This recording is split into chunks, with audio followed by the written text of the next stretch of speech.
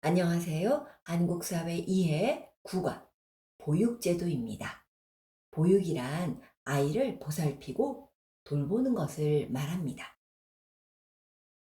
출산과 보육을 지원하는 제도에는 무엇이 있을까요?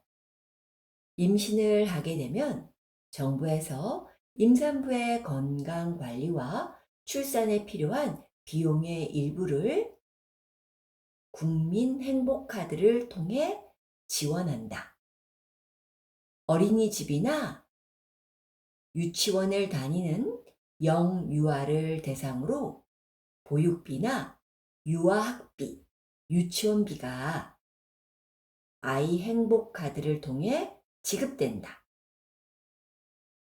집에서 양육하는 경우에도 자녀의 연령에 따라 양육수당이 지원된다. 영유아를 위한 보육과 교육은 어디에서 담당할까요? 어린이집은 0세부터 만 5세까지 아이들의 보육과 교육을 담당하며 보건복지부에서 지정한 시설이다.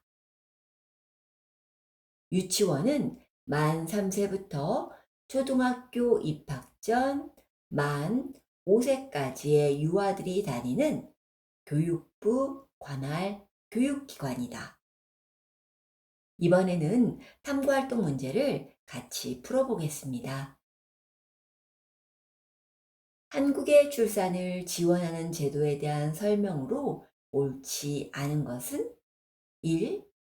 임신 중에 필요한 영양제는 보건소에서 받을 수 있다. 맞습니다. 임산부가 보건소에 임산부로 등록하면 무료로 산전 검사 및 임신 중에 필요한 영양제를 받을 수 있습니다. 산전 검사란 출산 전에 정기적으로 산모와 뱃속에 있는 아기, 태아의 건강을 검사하는 것입니다. 2. 임산부의 건강 관리와 출산에 필요한 비용은 현금으로 지급한다. 아닙니다. 현금으로 지급하지 않고 국민 행복카드로 지원합니다. 3. 임신, 출산, 양육비를 지원하는 이유는 출산을 장려하기 위해서이다. 맞습니다. 출산을 장려하고 아이 양육에 대한 경제적 부담을 덜어주기 위해 임신, 출산, 양육비를 지원하고 있습니다. 4. 일부 지방자치단체는 아이를 낳은 임산부에게 출산 축하금을 지원해 준다. 맞습니다. 그런데 출산 축하금이나 지원금은 지방자치단체마다 다르기 때문에 자세한 사항은 시청, 구청, 군청 등에 문의하면 됩니다. 답은 2번입니다. 한국의 보육제도에 대한 설명으로 옳은 것은 1. 아이를 집에서 양육하는 경우에도 양육비 지원을 받을 수 있다. 맞습니다. 양육수당이라고 합니다. 정답입니다. 2. 자녀의 나이나 기관 유형에 상관없이 지원되는 보육비 금액은 동일하다. 같다. 아닙니다. 자녀의 나이나 유치원인가 어린이집인가 등 기관 유형에 따라 지원 금액이 다릅니다. 3. 아동의 권리와 복지 증진을 위해 8세 아동부터 아동수당을 지급하고 있다. 아닙니다. 아동수당은 만 7세 미만 아동에게 지급하고 있습니다. 4. 보육비나 유아학비 지원 대상이 되는 어린이의 연령은 3세부터 5세까지이다. 아닙니다. 아이가 어린이집에 다닌다면 보육비를 0세부터 만 5세까지 지원받고 아이가 유치원에 다닌다면 유아학비를 만 3세부터 5세까지 지원받습니다. 그리고 양육수당, 보육료, 유아학비 외에도 추가로 아동수당이 동시에 지급됩니다. 다음 빈칸에 공통으로 들어갈 제도는 정부에서는 부모의 맞벌이 등으로 양육 공백이 발생하는 가정, 아이를 돌볼 수 없는 가정에 12세 이하 아동을 대상으로 아이 돌보미가 찾아가는 네모를 제공하고 있다. 부모의 출장이나 야근 등으로 일시적인 잠깐 동안의 돌봄이 필요할 경우, 아동의 질병 때문에 보육시설 이용이 어려운 경우 등 개별 가정의 특성 및 아동 발달 상황을 고려하여 네모를 제공한다. 이를 통해 아동을 안전하게 보호하고 부모의 일과 가정 생활이 균형을 이룰 수 있도록 돕는다. 부모가 일과 가정 생활을 동시에 잘 할 수 있도록 돕는다. 1. 아동 서비스. 2. 돌봄 서비스. 3. 안전 서비스. 4. 양립 서비스. 정답은 2번 돌봄 서비스입니다. 보기의 가와 나에 들어갈 용어로 적절한 것은 가는 0세부터 5세까지 아이들의 보육과 교육을 담당하며 보건복지부에서 지정한 보육기관이다. 나는 3세부터 초등학교 입학 전 5세까지의 유아들이 다니는 교육부 관할 교육기관이다. 정답은 가의 어린이집, 나의 유치원이 있는 4번입니다. 어린이집이 아이들을 안전하게 돌보면서 교육하는 곳이라면 유치원은 교육의 목적이 있습니다.